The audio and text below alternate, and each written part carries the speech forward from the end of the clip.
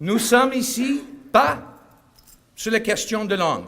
Nous comprenons, every one of us, l'aspiration pour la protection et la promouvoir de la langue et culture française. That is not a question.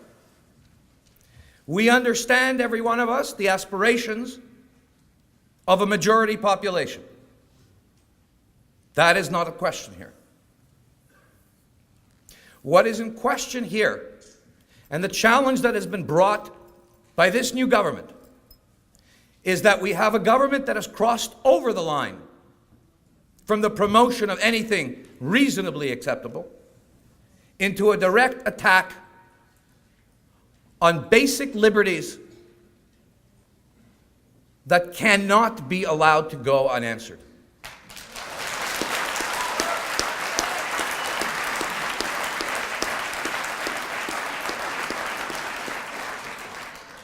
J'arrivais à une conclusion la semaine passée, après je ne sais pas combien des entrevues, que la majorité des commentateurs, la majorité des politiciens, franchement, n'avaient pas aucune idée de l'agenda caché de ce gouvernement.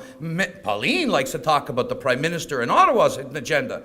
I haven't seen it yet, but I'd like to know hers.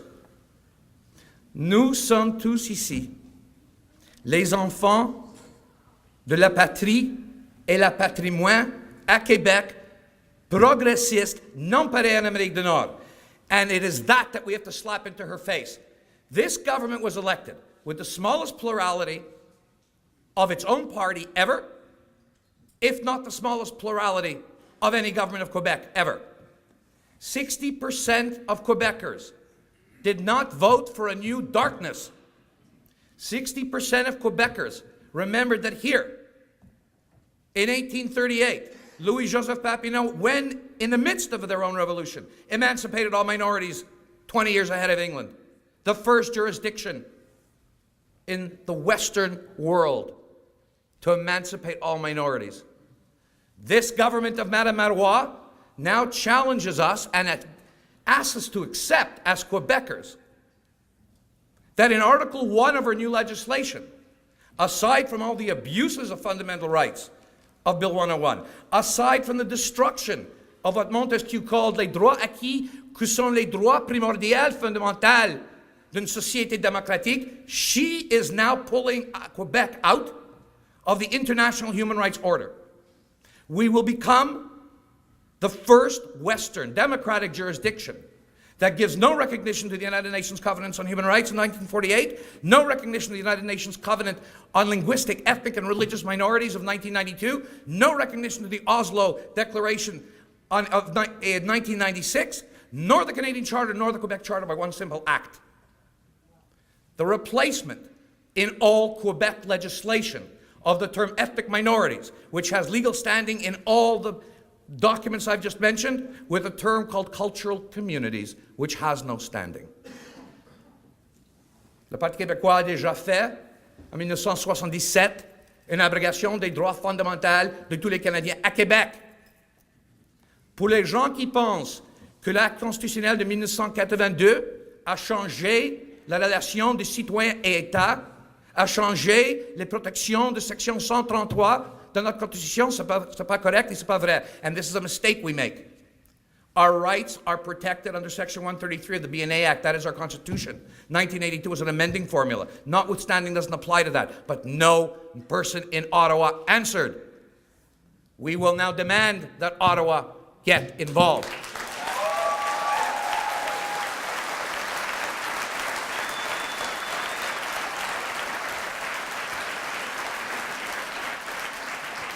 We have just gone through a provincial election campaign where almost 2/3 of the people of Quebec said no to referendum, said yes to access to education, said no to the politics of division and discord. And what have we seen in 5 months? This is a government that has had to retreat from most of its promises, that is floundering, and seeks to ensure the security of its pure et dure base with, again, the politics of demonization. That is not something anybody in this room, nor in this city, and indeed in this province will accept anymore.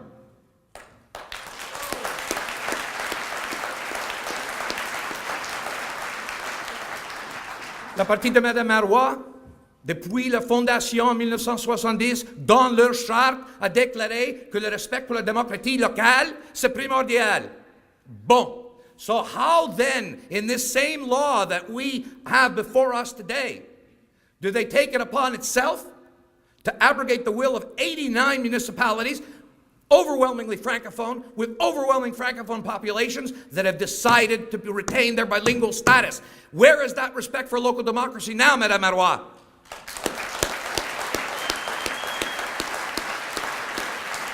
And those municipalities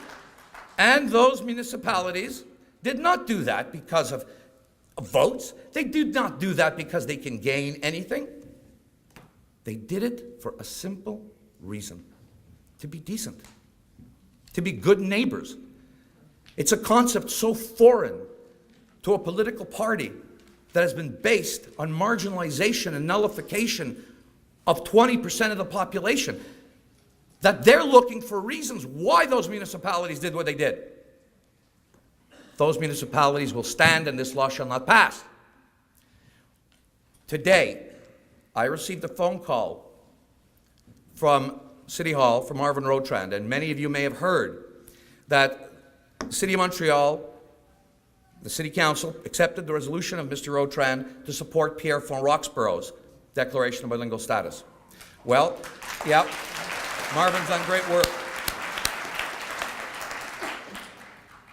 I asked Marvin this week if we could go further, if we could get a resolution in front of City Council to say that Montreal City Council stands with all municipalities. And he has spoken to the president of the City Council, who in his answer to him on the previous resolution said not only would he stand with Pierre von Roxborough, but that the City of Montreal should accept the position of the Fédération des Municipalités du Québec, which is that all municipalities should have the right to determine their own status.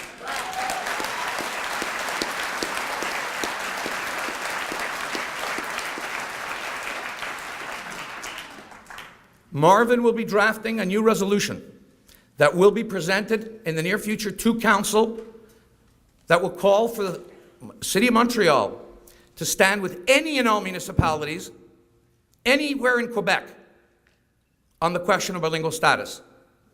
That will be a revolution.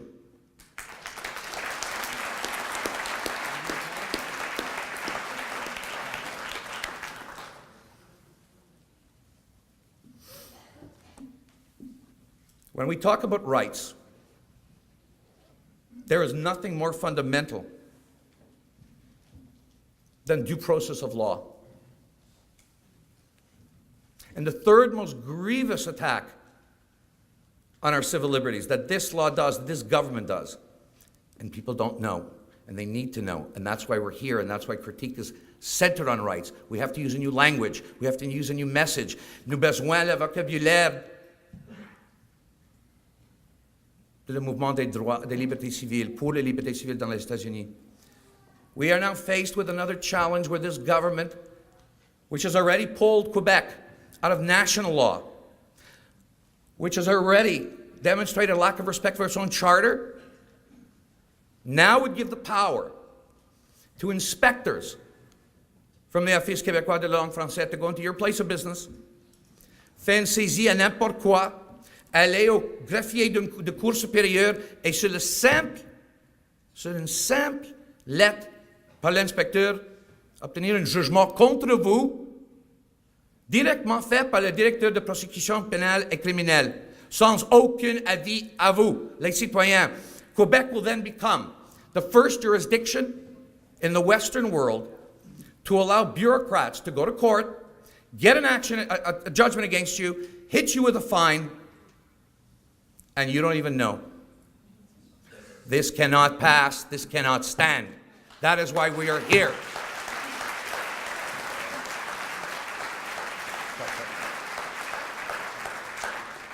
My challenge to all of you is this. The few cannot defend the many all the time. You will be hearing throughout the next hour and a half that there are working groups going to be set up. working groups to liaise with Ottawa, working groups to make sure that CAC knows that it's got to vote against this bill, working groups to liaise with the City of Montreal. You need to get involved. Because without you, what has happened here, what this movement represents, this Montreal Rising will die. And so it should, because this is your future. This is about your dignity. This is our challenge. Ça, c'est notre défi, mais plus que ça, c'est notre devoir to act. And we will call on you all to act. Thank you very much.